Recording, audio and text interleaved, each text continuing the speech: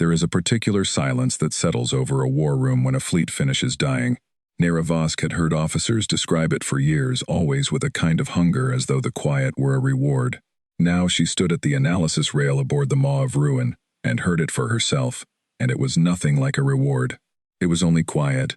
On the great tactical display above the command dais, the last cluster of human ships flickered and thinned, blue lights guttering out one after another, and the officers of the Vor Ascendancy watched them go without a word. Grand Castellan Tovran Skell stood at the center of it all. His broad frame still 3 decades of victories written into the scars along his jaw. And when the final human battle line broke apart, he did not smile. He simply spoke low and certain into the hush. There is nothing left out there to fear. Vosk logged the timestamp out of habit. She would remember that habit later, the way you remember the last ordinary thing you did before the ground moved. The battle at Ashfall Reach had lasted the better part of a day. 340 human vessels had come to that stretch of cold and empty space to make a stand, and Vosk had watched every one of them fall from the safety of the flagship, her console feeding her casualty tallies faster than she could. File them. The pride of their fleet, the great warship they called the Orion, sovereign home to 14,000 of their kind, took a hit amidships and split along her spine, and the 2 halves drifted apart into the dark, venting light and air. Somewhere on that command deck, a human admiral named Idris Khan had been directing the defense right up until the moment the signal died. Vosk noted the name in her log. It meant nothing to her then. It was only a name attached to a wreck, and there would be so many wrecks. Skell turned from the display, already thinking past the battle, the way a man thinks past a door he has finished closing. "Signal High Command," he said. "The human fleet is destroyed. The road to their world lies open. We begin final preparations for the assault within the month." His intelligence chief inclined her head, then hesitated, and Vosk felt the whole room notice the hesitation. "Grand Castellan, shall we sweep the field first? Confirm there are no survivors among their vessels." Skell considered it the way a giant considers stepping around an insect. "Nothing meaningful survived," that he said. "Redirect the fleet to the staging point at the edge of the Volan system. We will not waste hours on a war that is for all purposes already won." And that was how the Vor Ascendancy turned its back on the graveyard it had made. Not out of malice. Out of certainty. Certainty was the great weapon of the Vor, drilled into every officer from the first day of service. The belief that a rational enemy recognizes a lost cause and behaves accordingly. Vosk believed it too. She had no reason not to. She filed her final tally, 340, destroyed against not a single Vor hull lost beyond scorched plating, and she went to her rest cycle thinking, as everyone aboard the Maw of Ruin thought, that she had witnessed the end of something. She had witnessed a beginning. She simply could not see it yet. Far behind the departing fleet, deep inside the tumbling wreck of a human destroyer, a ship that had not died was learning how to be quiet. Her name was the Lodestar, a Harrier-class cruiser, mid-sized and fast, the kind of vessel built to strike and slip away rather than stand in a line and trade fire. When the human battle line broke, her captain had done the one thing no Vor doctrine accounted for. She had refused to die well. She had turned her ship away from the honorable death of the fleet and driven it straight into the drifting bones of a destroyer called the Nightingale, threading gaps in the debris that no sane pilot would attempt. And there she had gone, dark and still, and waited for the killers to leave. Captain Maravale had given that order in a voice that did not shake, and the not shaking was the thing her crew would remember. Around her, the bridge had been a controlled panic, alarms layered over alarms, the executive officer calling out systems as they failed, and through all of it, Vale had sat very still in her chair and made the only choice that let her people keep breathing. Not the brave choice, the stubborn one. There is a difference, and the Vor had never learned it. "We can't help the fleet by dying beside it," she had said. "If we live, we can still matter. Move." Her pilot was a boy named Cole Farrow, 22 years old, less than a year, in a combat seat, and his hands moved across the controls with a certainty that had nothing to do with confidence and everything to do with terror, channeled into precision. He flew the Lodestar through a field of frozen metal and drifting hull plate, while enemy fire lanced past close enough to boil the debris, and he did not close his eyes and he did not miss his line. When the ship finally slid into the heart of the wreckage and the pursuers pulled up rather than risk their hulls in the tangle, the bridge went silent except for the sound of people remembering how to breathe. Then they watched. They watched the Orion Sovereign break apart on the tactical display. They watched the blue lights of their own fleet go out. Nobody said anything because there was nothing to say, and when the last human ship but theirs was gone, Vale ordered radio silence, and let the killers believe the killing was complete. Later, when she was certain the enemy had moved on, she asked for a damage report, and what came back was grim. The reactor held but barely. Hull breaches across 4 decks. Reserve oxygen mostly gone to a ruptured line. Weapons at 3/5. And the drive that let a ship cross between stars, the thing that made a warship was dead beyond any repair. Her chief engineer could manage without a proper yard. Days, he told her, if ever. Days they did not have. She asked how many of her people were left. 151 out of a crew of 210. That was the whole of humanity's fighting strength in that corner of space now. 151 exhausted people, and 1 crippled ship adrift in a field of their own dead. Vale walked to the viewport and looked out at the wreckage, and she thought about her mother, who had been a teacher on the old Kerala coast and had died in a bombardment when Vale was a girl back before humanity even had a proper fleet to lose. She thought about the thing her grandmother used to say, that their kind had never once been the strongest, only the most stubborn. And she turned back to a bridge full of frightened faces, waiting for her to tell them how to grieve, and instead she told them how to fight. "We're not running," she said, "and we're not hiding forever. We're going to fix this ship, and then we're going to find a way to make them regret ever thinking we were finished." Someone asked the obvious thing. 1 ship. 1 broken ship. No fleet. No support. No way home. What could that possibly do against a war fleet that numbered in the hundreds? Vale did not pretend to have the whole answer. She only had the first piece of it. And the first piece was enough. "They think we're finished," she said. "They think our world is defenseless and the war is over, which means they've stopped looking. Nobody hunts a ghost." She let that sit. "So we stay quiet. We get this ship working. And we teach them what it costs to believe a stubborn species is done fighting when it isn't." The work began that same hour. Damage teams sealed breaches with plating cut from the wrecks around them. Salvage crews went out into the graveyard and brought back weapons, spare parts, anything the dead could still give to the living. And through it all, word moved quietly through the ship. The news of what had happened to the rest of the fleet, and grief moved with it like a slow tide. But underneath the grief, something harder was setting, the particular resolve of people who have lost everything, and therefore have nothing left to be careful with. 3 light years away, aboard the maw of ruined Grand Castellan Skell, reviewed a flawless victory, and dreamed of the world he would take next. He did not think about the debris field again. He had already decided it held nothing that mattered. He was wrong about that. He would be given a great deal of time to understand exactly how wrong, and every hour of it would cost him.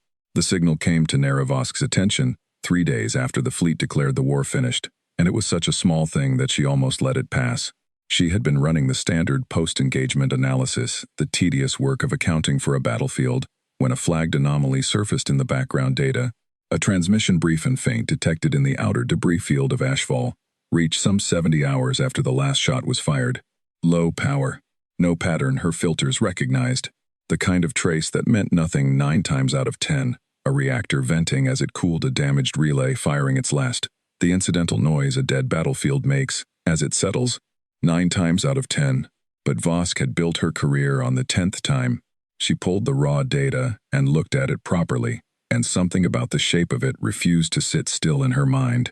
It was too brief to analyze and too weak to confirm, and that was exactly what bothered her. A reactor vent had a character. This did not have a character. This looked like something that did not want to be looked at.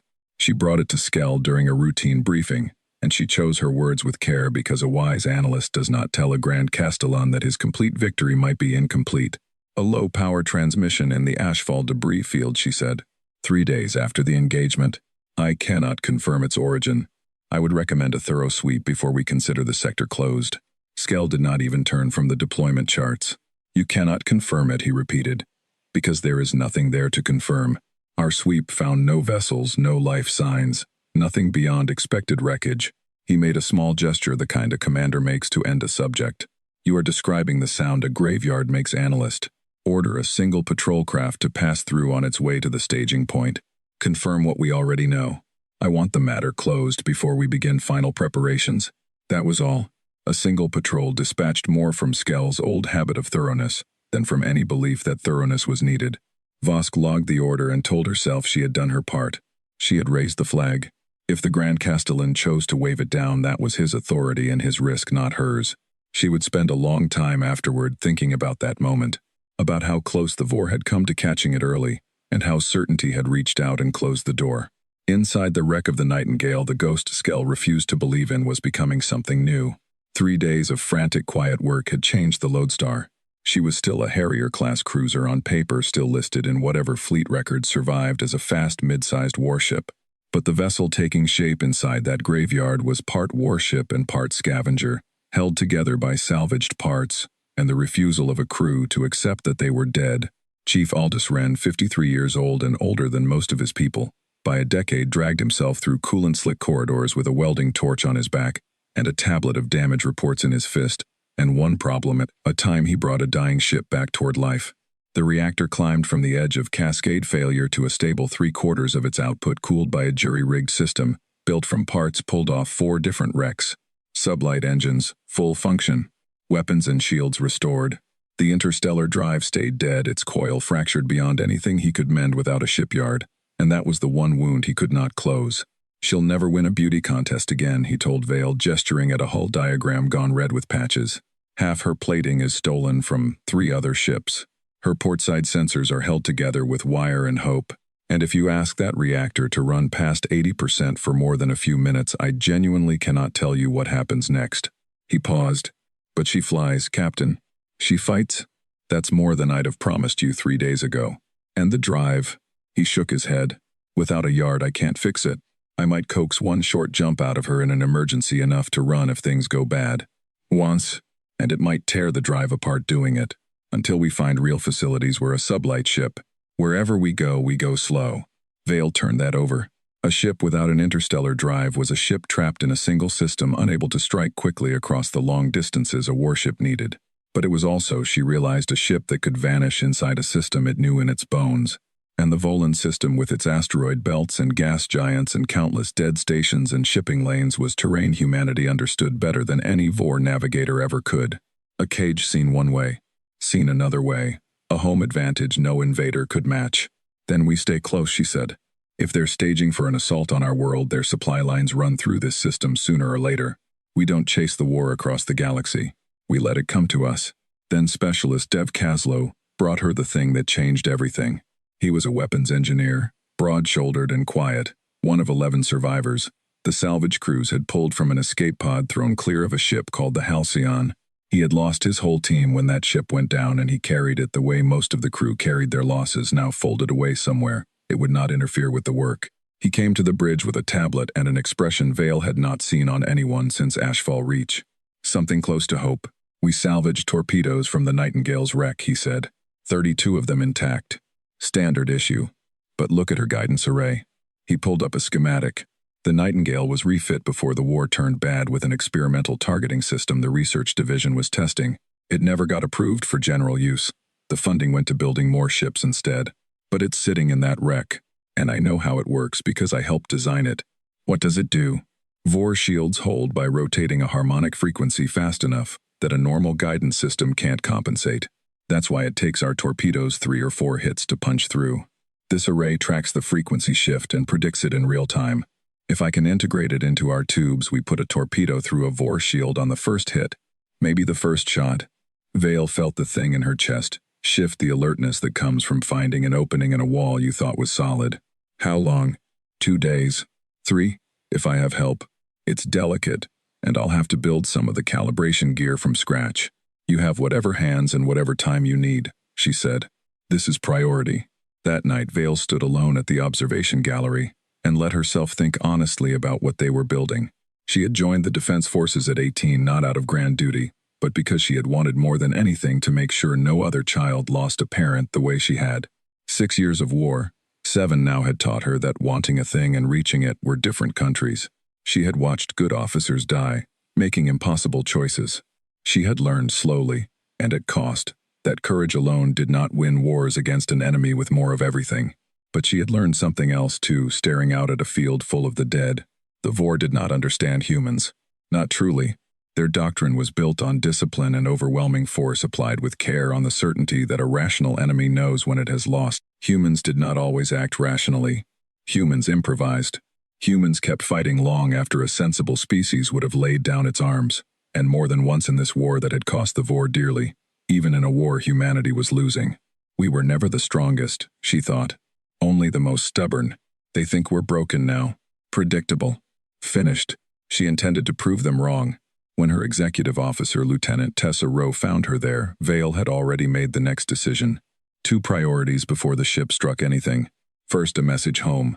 If the Orion Sovereign's command deck had gone dark before any report reached their world, it was entirely possible that home had no idea the fleet was gone, no idea an invasion was staging at the system's edge, no idea that the only thing between the enemy and their world was one crippled ship and 151 tired people.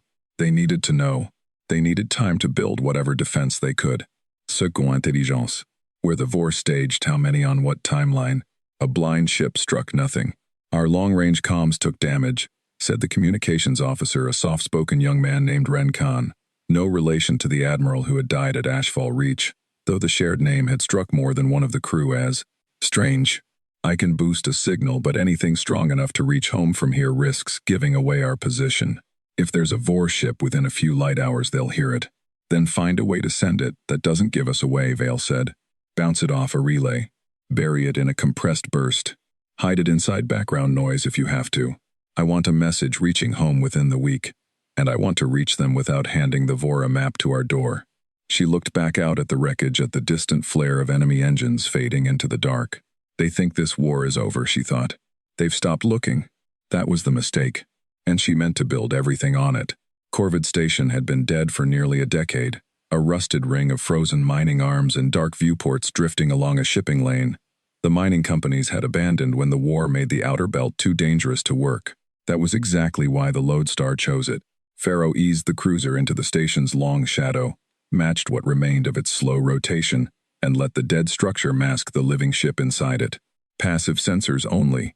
Engines throttled to the barest whisper needed to hold position. And then the hardest work of all, which was to wait. Vale had commanded ships through boarding actions and fleet engagements and desperate defensive stands, but she had never commanded a ship whose whole purpose for a time was simply to sit in the dark and watch. It was a different tension than combat, slower and more grinding, the kind that wore at a crew's nerves precisely because there was no release for it. So she walked the ship. She found Sayla and Di asleep at her post in engineering after days without rest, and rather than wake her, Vale pulled a spare jacket from a locker and laid it across the young technician's shoulders and moved on. She found two of the Halcyon survivors, a married couple named Jonah and Rena Delgado, sitting in the mess hall, not eating, only holding hands and staring at nothing, and she sat with them a while and said almost nothing, because sometimes the only thing a captain can offer is the fact of her presence. The first VOR convoy appeared 2 days into the watch. 3 ships along the old lane, 1 supply hauler flanked by 2 patrol cruisers. Their formation loose and unbothered, the posture of an escort that expected no trouble in a system it believed pacified. Every instinct in Vale's body told her to strike. She let them pass. A single satisfying blow was worth nothing if it revealed the ship before she was ready, and she meant to build a complete picture, first convoy after convoy, until she knew the enemy's routes and schedules well enough to hit them where it hurt most. The convoy sailed within a few 100,000 kilometers of Corvid Station, and never once sensed the ship in its shadow. And Vale watched it go, and the watching cost her more than she let show. By the end of the week, the map had grown. 4 more convoys logged 2 patrol craft moving on a tighter schedule, shield frequencies and weapon loadouts and travel speeds all catalogued. Renkan had done his part too, compressing a message toward home and burying it inside the natural static of a nearby pulsar, a trick he was reasonably sure would slip past VOR sensor nets, though there was no way to know whether it would ever be received. And Kaslow had finished. All 8 torpedo tubes ran his resonance lock array now, and 2 days of simulation said it would do what he promised. A smaller convoy is due in about 30 hours, the tactical officer reported at the final briefing. 2 escorts and a light hauler. If we're going to test this against a real target, that's as good an opening as we'll get. Vale looked around the wardroom at her people. Ren exhausted but steady. Kaslow quietly certain of the work of his hands. Rowe sharp and watchful. Pharaoh young but no longer green. Then that's our target, she said. 30 hours. Rest while you can. Once we strike, they'll know something is out here. We'd better make the first one count. 30 hours later, the convoy arrived exactly on schedule, 2 patrol cruisers and a hauler, moving unhurried along the lane, and the Lodestar waited in the station's shadow until the optimal moment came and did not. Vale sat very still in her chair and felt the focused clarity that settled over her before combat, and when the range was right, she rose. Kaslow. Fire torpedoes, all tubes. Escorts first. 8 streaks of light lanced out from the cruiser's hull and crossed the dark, and for a long breath, nothing happened. Only the silent passage of weapons toward a target that did not know it was one.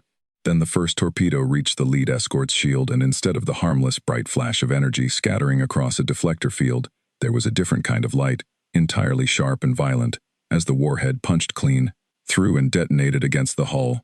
The cruiser staggered, venting atmosphere and debris from a breach along its flank. Clean penetration, Caslow said, and could not keep the triumph from his voice.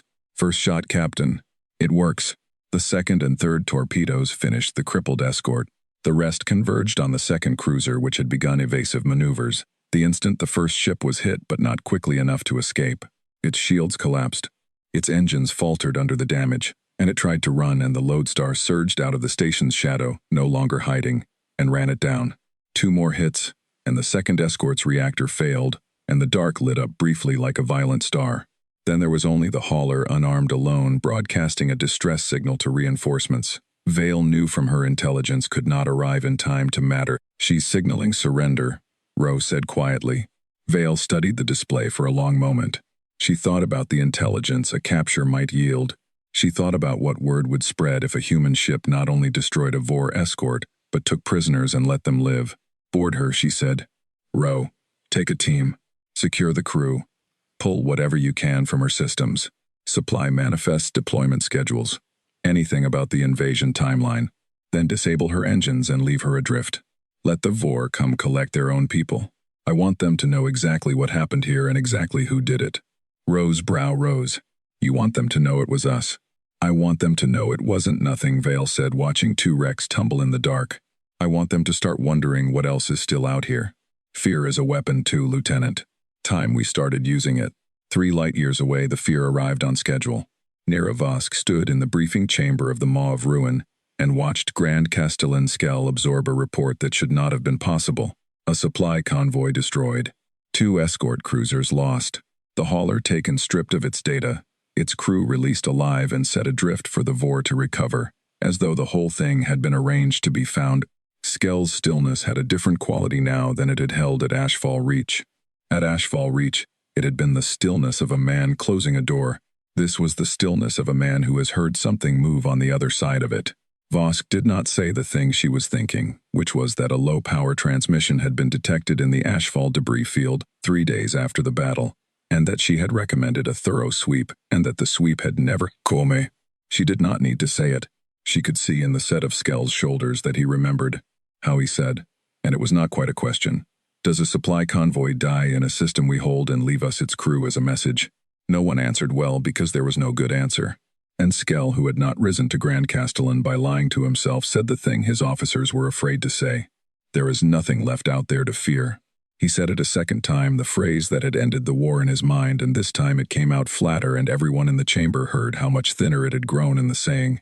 Vosk logged the timestamp. She was building a record now, quietly the way she built all her best work. A record of the exact moment a certainty began to crack. Aboard the Lodestar, Ren Kan appeared on the bridge one evening with an expression that mixed disbelief and something close to joy. Captain, I think we finally got a response. Vale turned from the display, her heart quickening. From home, the signals badly degraded, bounced through 6 relays to avoid detection, but the encryption keys match fleet command protocols. Someone back home received our message. They know about Ashfall Reach. They know the fleet is gone. He hesitated. They know about us, about what we've been doing out here. He put the decoded transmission on the main display, and the whole bridge fell silent as the words appeared brief and formal, in the way of official communications, and heavier than any formality could hide. The message confirmed receipt. It offered condolences for the loss of the fleet and of Admiral Khan. It noted that their continued resistance had been marked at the highest levels, that defensive preparations were underway based on the intelligence they had sent, and it closed with 4 words that landed on that bridge like a hand on the shoulder. You are no longer alone. No one spoke for a long moment. Vale felt something tight and painful ease in her chest, a weight she had not fully known she was carrying until it lifted a little. They were not forgotten. Whatever the Vor meant to throw at their world in the weeks ahead, home now knew it was coming and knew that somewhere in the dark a single ship was still fighting to buy them the time they needed. Send a reply, she said, her voice steady despite everything behind it. Tell them we'll keep bleeding the enemy's staging effort as long as we're able. Tell them to prepare for 8 to 10 weeks based on what we captured." She paused and thought of Admiral Khan of the Orion Sovereign, of everyone who had died at Ashfall Reach, believing they were the last line of defense. "And tell them the fleet didn't die for nothing. Tell them we're going to make sure of it." 5 weeks after Ashfall Reach, Grand Castellan Tovranskell stood before an assembly of his senior commanders aboard the Maw of Ruin, and for the first time since the war with humanity began, found himself explaining something that should have been simple. "Explain to me," he said, and the danger in his quiet voice was worse than shouting how a single crippled human vessel has destroyed 9 of our ships, disabled a fuel depot, and scattered 2 supply convoys, and has not once been located, let alone destroyed by the forces of the Ascendancy. The silence that answered him was thick with the discomfort of officers who have no good answer. Neravosk stood at the analysis rail and watched the room decline one by one to be the first to speak. In the end, it was the intelligence chief who cleared her throat, the same officer whose dismissal of a signal 5 weeks earlier now looked considerably less reasonable. "Grand Castellan, the vessel is exceptionally difficult to track. It appears to operate without an interstellar drive, which limits its range but also makes its movements harder to predict, since it cannot travel far between engagements. It uses the original debris field, derelict stations, asteroid cover. Our sweeps have failed to find it on 6 separate occasions." She pressed on despite his stillness. "It has also upgraded its weapons. Torpedo strikes that should require several hits to breach our shields have consistently succeeded on the first. We believe they have developed or recovered a targeting system that predicts our shield harmonics in real time. This was not a capability the human fleet possessed at Ashfall Reach." Skell absorbed it with a stillness. His officers had long ago learned to find more unsettling than rage. "So, we destroyed their fleet. We declared the war won. And in the weeks since, one surviving ship has not only kept fighting, it has built a weapon that neutralizes one of our fundamental advantages." "That is an accurate summary, Grand Castellan. And the timeline?" The intelligence chief hesitated. "Delayed. The reinforcement groups we expected have been redirected to strengthen convoy escorts. Current estimates place the assault at 10 to 12 weeks out, rather than the original 8 to 10. A murmur passed through the assembly, and Skell felt a thing he had not felt in this war since its earliest, most uncertain days. A knowing unease about an enemy he had believed thoroughly understood. Humanity was supposed to be finished. Ashfall Reach had been decisive. Complete the kind of victory that ends wars rather than delaying them. And yet here he stood weeks later explaining why a fleet of hundreds had been meaningfully slowed by 1 wounded cruiser and 100 and some survivors. "Find this ship," he said at last. "I do not care what it costs.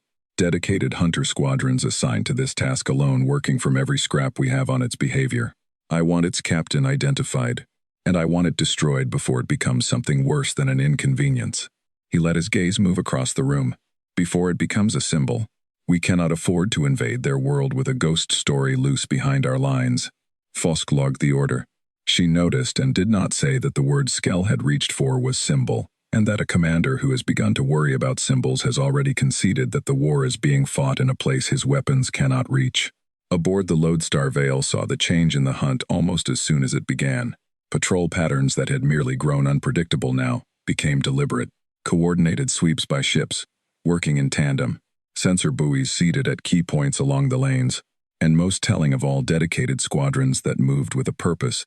The earlier patrols had lacked running search patterns built to comb through every piece of cover, large enough to hide a ship her size. "They're hunting us specifically now," Rowe reported at a tense briefing, "not just responding after the fact. At least 3 squadrons that we've identified, maybe more. Tighter intervals, less predictable timing.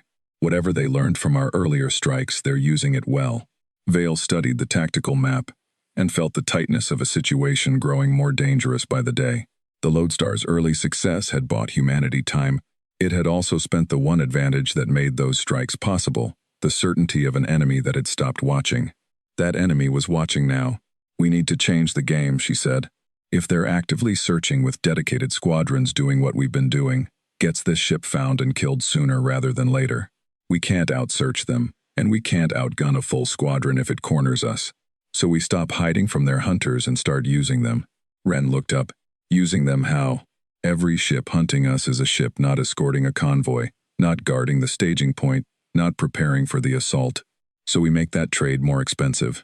We find terrain that favors us, somewhere that limits how many ships can engage us at once. Somewhere the array gives us a real edge, and we let one of these squadrons find us there. She let it settle. We hurt them badly enough that command starts asking whether the hunt is worth the cost. Either they pull back and give us room, or they keep sending squadrons and keep losing them, and either way their timeline slips further. You want to bait a trap, Rose said slowly, with ourselves as the bait. I want to turn their hunt into a weapon we hold, Vale said. There's a difference. It was Pharaoh who found the ground for it, studying the star chart with the particular focus of a young man who had grown up on a mining station and knew the outer system the way academy training could never teach. The signet belt, he said. About 2 days out. Dense enough that their big cruisers can't maneuver freely, but with clear channels a smaller ship could use. If we lured a squadron in after us, the terrain itself would work against them. 2, maybe 3 ships could follow. Anything larger has to hold at the edges. Then that's where we make our stand, Vale said. Ren, I want us noticed there without it looking like we want to be noticed. A genuine target of opportunity, not a trap. Caslow, every tube ready. Pharaoh, study that belt like your life depends on it. Because it will. The plan took 3 days to set, and Vale spent most of them worried she was asking too much of a ship and crew, already worn thin by weeks of high-stakes work. On the second night before the operation, she stood again at the observation gallery, and Ren found her there as he had before, though this time he came bearing something other than quiet. I've been thinking about the reactor limits, he said, holding up a tablet. I can squeeze more out of her in short bursts. Nothing sustainable, but enough to give the shields a real boost during a critical moment if we time it right. 20, maybe 25%, for about 90 seconds before the strain starts risking the containment field. Do it, Vale said. But you monitor that field yourself during the fight. If it slips even slightly out of safe parameters, you pull the power back no matter what's happening around us. I am not losing this ship to a reactor failure after everything we've survived to keep her. He nodded, then hesitated. Can I ask you something, Captain? Off the record. Do you think we can actually win this? Not delay them. Win. Vale considered it the way she considered most of his questions, because his questions were never idle. I don't know if we can win the war, Aldous. Not alone, not with one ship, but I think we can change what's possible. Weeks ago, the Vor believed we were finished, and honestly some days so did I. Now they're pulling squadrons off other duties just to deal with us, and home knows the fleet died for something that still matters. That's not victory, but it's not nothing either. Sometimes changing what's possible is the first step, even when you can't see the whole road yet. Something like reassurance settled into his tired face. Good enough for me, Captain. 2 days later, the Lodestar slid into a wide, slow channel deep inside the signet belt, surrounded on every side by tumbling rock and ice, the kind of terrain that made a navigation computer work overtime and turned every maneuver into a calculation of risk against speed. Pharaoh had studied the belt for 2 full days, mapping channels wide enough to move through at combat speed, yet narrow enough to limit how many pursuers could follow. He brought the ship to a slow hover in a pocket where 3 channels converged. This is the spot, he said. Anyone who follows us in has to come through one of these 3 approaches. We'll see them with plenty of warning, and they can't bring more than 2 or 3 ships to bear without risking a collision. Good work, Cole. Ren, how's our bait? Broadcasting on a low-power frequency for 6 hours, Captain. Mimicking the chatter we threw off during our last raid. Anyone who caught even a fragment has a rough bearing on us by now. They did not wait long. 4 hours after the Lodestar settled into position, the sensor station chimed. Contact, the tactical officer said. 3 ships entering from the northern channel. Configuration matches a hunter squadron. 2 patrol cruisers and a heavier command vessel. Vale felt the focused stillness settle over her. 3 ships, exactly what the terrain could hold, moving cautiously through the field with the methodical search pattern of a squadron that had learned over weeks of frustration not to underestimate its quarry. All stations combat ready. Caslow, the command vessel, first. Take out their coordination, and the escorts become a much easier problem. Pharaoh, keep us mobile. Use every meter of this terrain. The Vor squadron advanced into the wide channel sensors, sweeping the surrounding asteroids with a thoroughness that told Vale their commander understood exactly what kind of ambush this ground could hide. And then they stopped holding at the edge of detection range rather than pressing deeper. They're not taking it easily, Rowe murmured. Their commander's being careful. Then we make the choice for them, Vale said. Ren, boost the decoy. Make it look like we're powering up for a jump. Something urgent enough to draw them in before we escape. Can worked quickly, and moments later the squadron's caution broke into decision. All three ships surged forward into the channel, rushing to close the distance before their target could flee, and it was exactly the reaction Vale had hoped for, and exactly the mistake that would cost them. "They're committed," the tactical officer said. "Full speed into the channel. Caslow, fire when ready." The torpedoes streaked out from behind a cluster of tumbling asteroids and arced toward the lead vessel, the command ship larger and better armed than its escorts, but caught fully off guard by an attack from an angle it had not expected. The resonance lock array performed as it had every time before, punching clean through the shield and detonating deep within the hull. Direct hit on the command ship. She's losing power engines, failing. The two escorts, suddenly leaderless in a channel too narrow for easy maneuvering, scattered in opposite directions, one pressing forward toward the lodestar, and the other turning to run back the way it had come. Pharaoh threw the cruiser into a tight, punishing turn, using her superior handling in the dense field to slip onto the tail of the advancing escort before it could bring its weapons around, and Caslow put two more torpedoes through its shields and left it crippled and drifting among the rocks. The third ship, the one that had turned to flee, found its escape blocked by the very field it had entered, so cautiously, forced to pick its way slowly through the debris, while the lodestar, lighter and faster, closed the distance. "Ren, the boost. Now.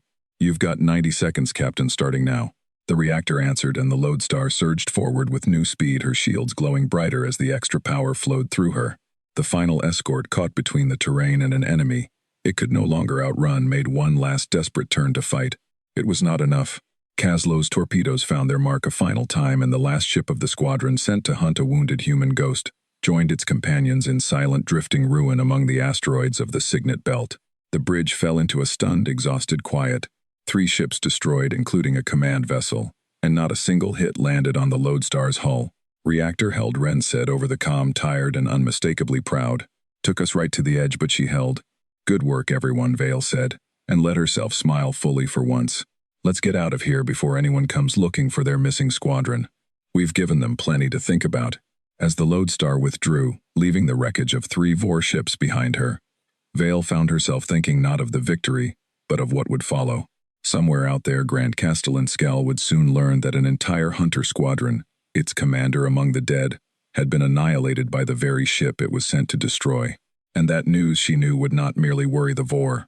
It would begin to frighten them. And a frightened enemy, however powerful, was an enemy that had already begun to lose.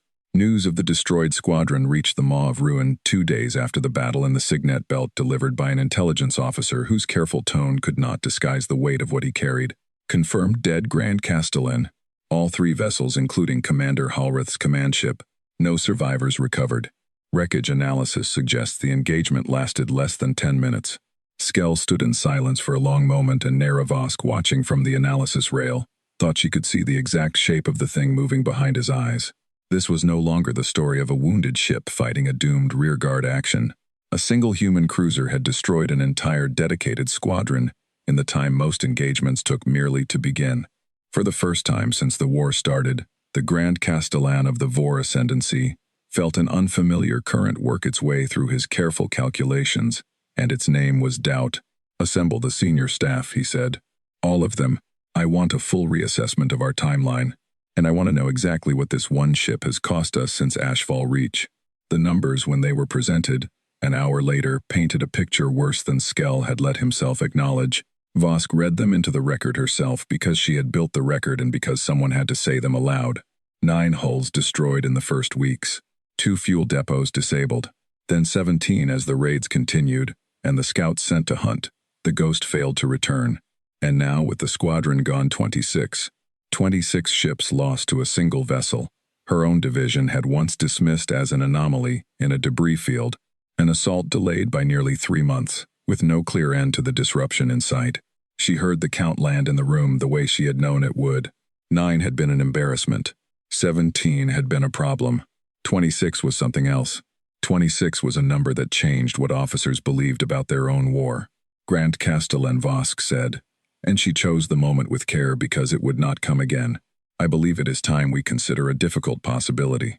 This ship and its crew may represent a threat that cannot be answered by conventional hunting. Every squadron we send learns from the last engagement, but so does the enemy, and they are adapting faster than we are. You are telling me," Skell said, his voice dangerously flat, "that the Ascendancy cannot defeat a single human cruiser." I am telling you that continuing to feed squadron after squadron into a hunt that has already cost us 26 ships may not be the most efficient path forward. Word of this vessel has spread through the fleet. Our crews speak of it the way frightened younglings speak of things in the dark. That fear has become a weapon the ship wields, whether by design or by chance. And every failed hunt sharpens its edge.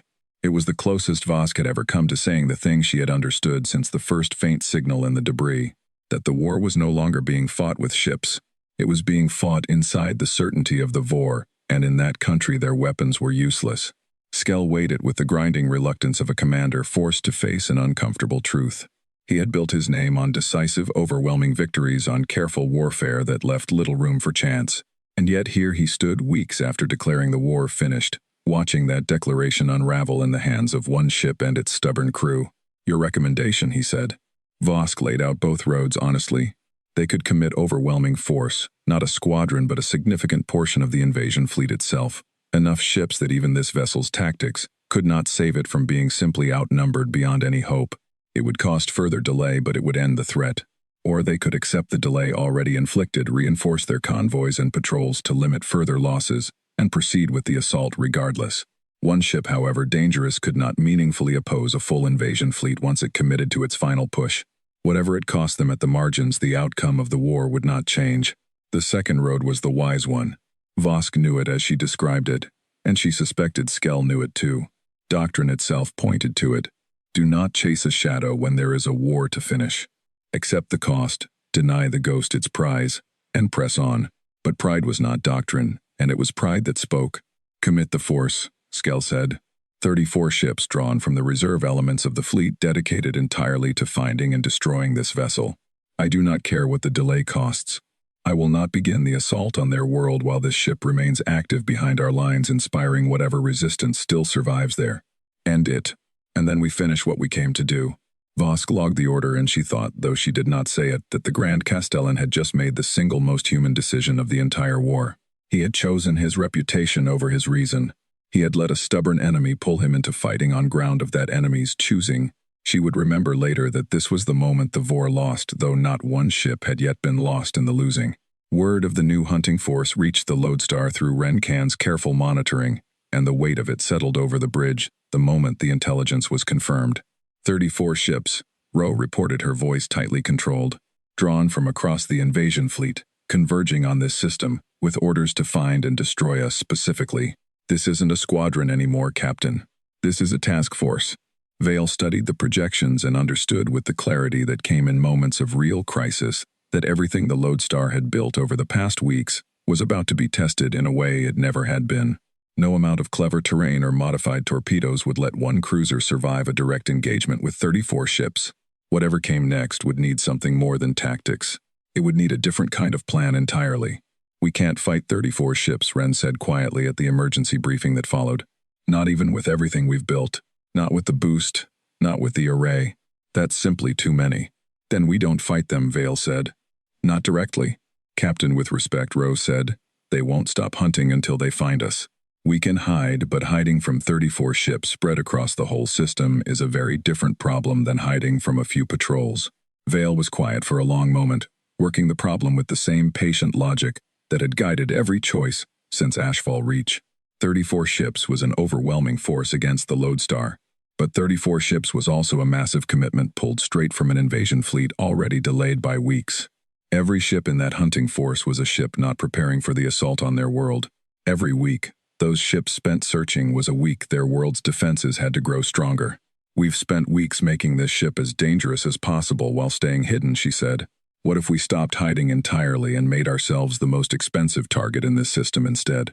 What if we forced every one of those ships to spend weeks chasing a ghost across half the Volan system, burning fuel, wearing down their crews, delaying the assault further with every day they fail? A war of attrition, Wren said, slowly understanding dawning. Not trying to win any single fight, just making the hunt itself as costly and exhausting as we possibly can. Exactly. We use everything we know about this system, that they don't. The debris fields, the belts, the dead stations, every piece of ground. Pharaoh knows better than any Vor navigator ever could. We stay one step ahead. We strike when the odds favor us and run when they don't. We make this task force bleed time for as long as we can. And if they corner us anyway, Roe asked the question, hanging heavy in the air. Vale met her executive officer's eyes steadily. Then we make sure that whatever else happens, home has had every extra week we could buy them. That was always the mission, Tessa. Not to win this fight alone. To buy time for the people who can actually win the war. The weeks that followed became in the private thoughts of everyone aboard the hardest of the entire campaign. 34 ships spread across the Volan system in a coordinated search, and the Lodestar moved constantly, never staying anywhere longer than necessity, demanded striking at isolated patrols when the chance arose and vanishing back into the vast dark before any response could form. Ren's reactor, pushed again and again to its limits, began to show signs of genuine strain, and more than once, Vale found herself weighing the risk of another boost against the very real danger of losing the ship to a failure no enemy had caused. But the strategy worked in the grinding way. Attrition always works slowly and at cost, and without any single moment of triumph to mark its progress. 3 more warships destroyed in careful opportunistic strikes. 2 others damaged badly enough to withdraw from the hunt. And through all of it, the assault on their world stayed delayed week after week as ships that should have been readying for a final push instead chased a ghost through debris. And then when the intelligence Vale had waited for finally reached her, it changed everything the crew believed about their isolation. The reply from home carried news that the Lodestar's long campaign had bought more than time, protected by newly reinforced defenses. Given nearly 3 months of preparation, nobody had expected their world's shipyards had produced 15 new warships since Ashfall Reach. Faster, better armed, and fitted with defensive technology. Developed specifically to counter Vor shield frequencies built directly on the intelligence Kaslo's array had provided. A rescue and escort force, small but real, was already underway to meet them. Vale stood in the observation gallery that night and understood the shape of the thing at last. The Lodestar had never been the whole of humanity's answer. She had only ever been the part of it that refused to fall while the rest was built. The ship that had seemed at Ashfall Reach to be the last thing standing had in truth been the first thing rising. Because of what you built here, she told Kaslo later, finding him running a final diagnostic on the array in the torpedo bay. He looked up, tired, but genuine. Because of what we all built, this array wouldn't have mattered without a ship and a crew willing to test it against real odds. Without you deciding back at the Nightingale's wreck that surviving wasn't enough. That we had to actually fight. She thought about that broken bridge months ago now, and the frightened crew she had told they were not going to hide forever. It felt like another life, and yet the core of it remained exactly what it had been. The stubborn belief that one ship, one crew refusing an ending someone else had written for them could still matter. The Vor doctrine had no line for that. Vosk had said as much in her own way in the briefing chamber of the Maw of Ruin. Their whole science of war assumed a rational enemy, who knows when it is lost. It had never accounted for a species that had spent its entire history being the weaker force and surviving anyway, not through greater strength, but through a refusal to stop, that looked to an outside eye almost like madness. Humanity had never needed to be the strongest thing in the galaxy to be dangerous. It had only ever needed to be unwilling to end. It was in the 11th week of the hunt, deep within the same debris field where the whole story had begun, that everything finally came to a head. Vale had brought the Lodestar back to Ashfall Reach, drawn by a strange, deliberate instinct that this was where the fight needed to end one way or another, among the wreckage of everything humanity had lost and everything the ship had fought to reclaim. Captain Multiple Contacts, the tactical officer, reported urgency, sharp in his voice. 6 ships converging on our position. A significant portion of the task force. They must have found a trace, something that pointed them here. Vale watched the display with a strange, quiet calm. 6 ships was more than the Lodestar could hope to defeat outright, even with every advantage the array and Ren's engineering could provide. But 6 ships drawn into the debris field of Ashfall Reach, chasing a ship that had spent months learning every advantage this exact terrain could offer, was not necessarily a battle already lost. All hands, this is the captain. Her voice carried to every corner of the ship. We've spent 11 weeks proving something the Vor didn't want to believe, that we weren't finished. Not here, not anywhere. Today they've sent 6 ships to end that proof right where this fight began. We are not going to make it easy for them.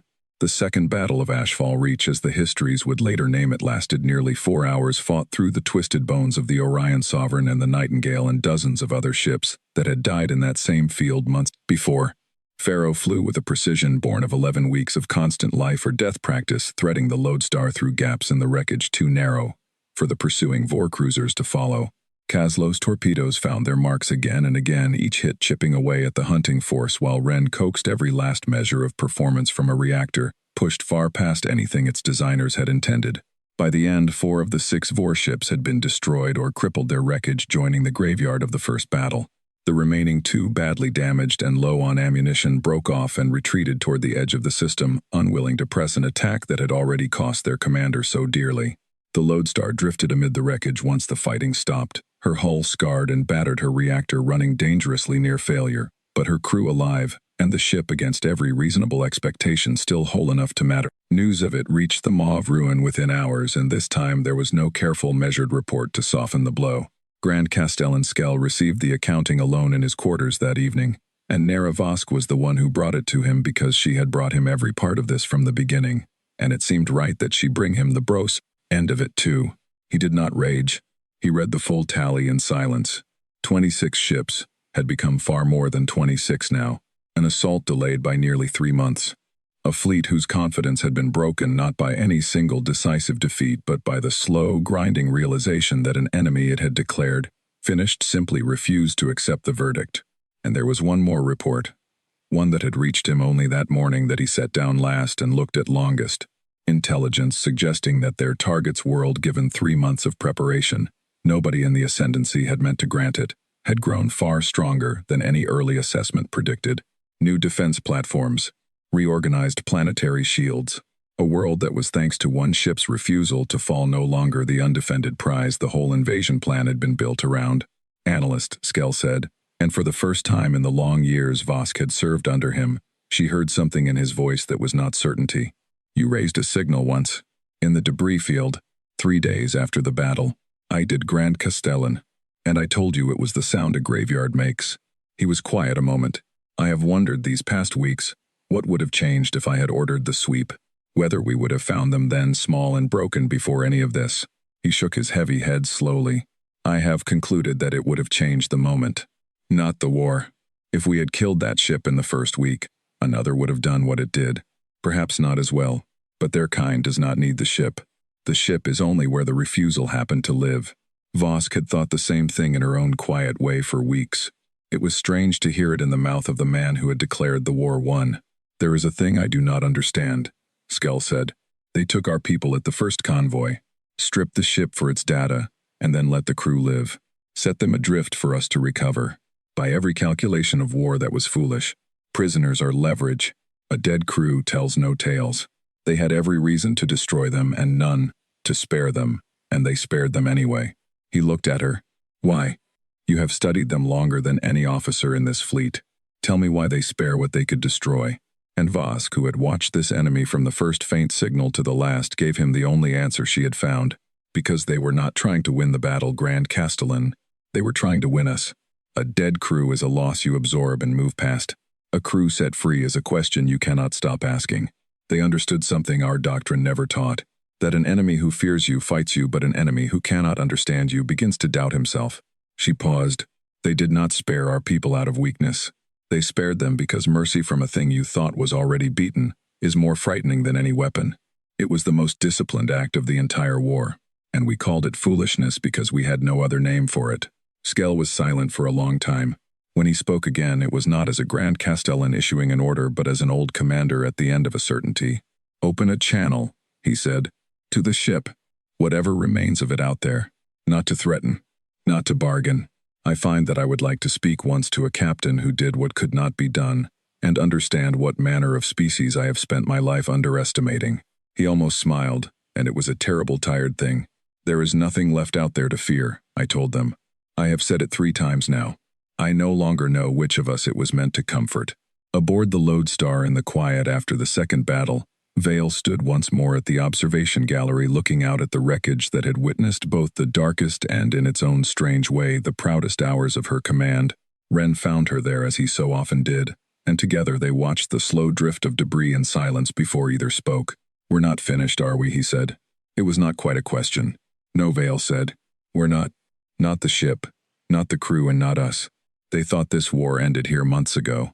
They thought one battle was enough to break something that took our kind a very long time to build. But we're still here. And every ship we cost them, every week we delayed them, every ounce of doubt we put into that old commander's mind that isn't just survival. That's the beginning of something they never expected. A war they thought was over, still being fought because one battered ship refused the ending they had already written for us. The escort force arrived 8 days later, 15 new warships moving in tight formation toward the scarred and weary Lodestar, and Vale stood on the bridge and watched their approach with an emotion she found hard to name, something between pride and grief, and a hope she had not let herself feel fully in all the long months of isolation. "We did it," Rose said quietly beside her. "We actually did it. We bought time," Vale corrected gently, though she could not keep the quiet satisfaction from her own voice. "The war isn't over, Tessa. Not close. The Vor still have hundreds of ships staged at the edge of this system, and Home still has a fight ahead that will be hard and costly, and far from certain frailties.